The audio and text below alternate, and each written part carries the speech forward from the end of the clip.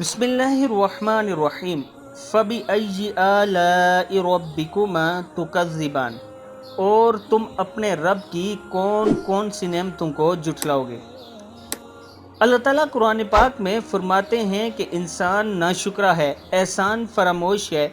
ये भूल जाता है जब ये मुश्किल में होता है तो मैं इसकी मदद करता हूँ, और जब मुश्किल से निकल जाता है तो फिर ये कहता है कि अगर मैं ऐसा ना करता तो इस मुश्किल से बाहर नहीं आता था। अल्लाह ताला कहते हैं कि ये अपने रब का शुक्र अदा नहीं करता। और सूरह रहमान में अल्लाह ताला बार बार फरमाते हैं कि तुम अपने रब की कौन कौन सी नेमतों को जुठलाओगे।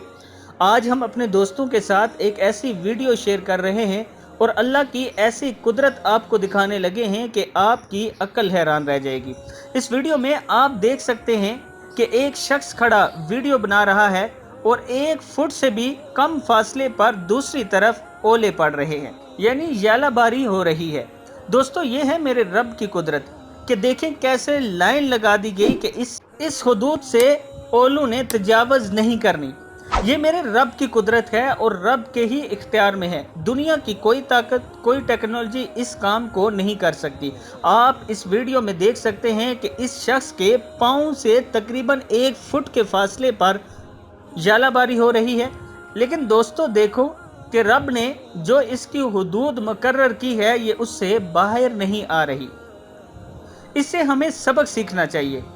अल्लाह ताला ने ऐसे ही इंसान की भी हुदूद मुकर्रर की है, और ख़ास तौर पर मुसलमानों की, लेकिन आज हम तजावज़ कर रहे हैं। इस वीडियो को ज़रा गौर से देखें कि अगर अल्लाह ताला हमें रोकना चाहे उन चीज़ों से जिससे वो मना फरमाता है तो वो कैसे रोक सकता है।